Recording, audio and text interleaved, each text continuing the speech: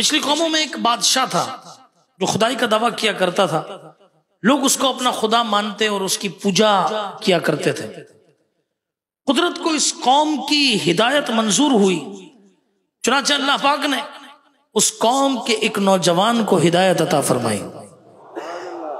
उन्हें एक नेक ईमानदार बंदे की सोहबत, उसकी कंपनी ये मुयस्सर आ गई, जिसकी बरकत से वो नौजवान कलमा पढ़कर दीन हक का पैरोकार बन गया।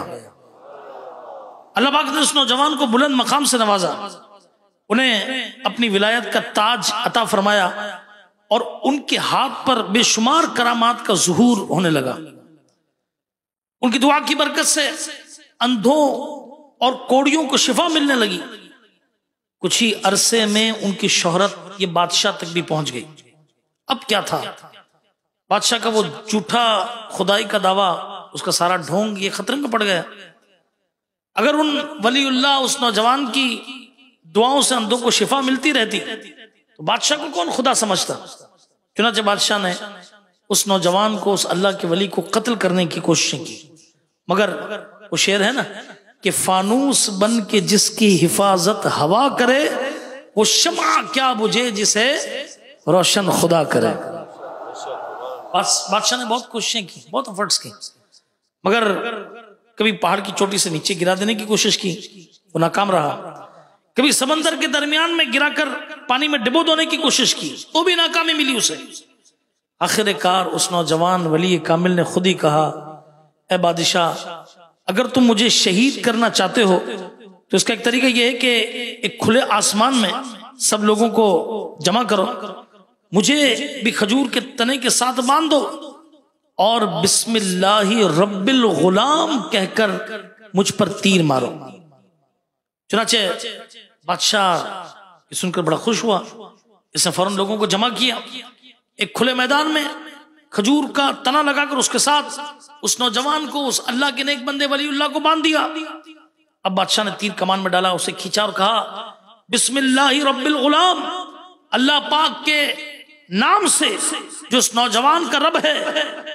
ये कहकर बादशाह ने तीर चलाया। तीर उस वली कामिल नौजवान की कनपट्टी पर लगा और उसकी रूह परवास कर गई।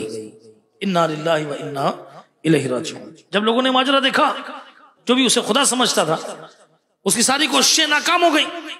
आखिर उस नौजवान के रब का ही नाम काम आया तो समझ गए कि सच्चा खुदा ये बादशाह नहीं बल्कि उस नौजवान का रब है।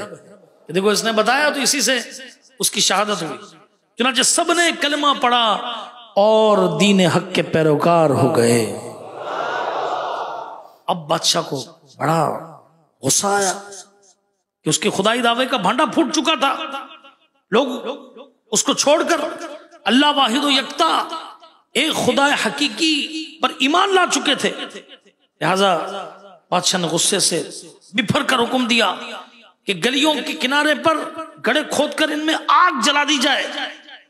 बादशाह का हुक्म पूरा किया गया। अब बादशाह ने हुक्म जारी किया कि जो शख्स अपने दीन से फिर कर मुझे खुदा ना माने उसे आग के अंदर डाल दिया जाए। अल्लाह अकबर। बादशाह का यह हुक्म भी पूरा किया गया। लोगों को इस आग में डाला जाने लगा। यहां तक कि एक औरत आई, उसकी गोद में एक नन्हा सा बच्चा था।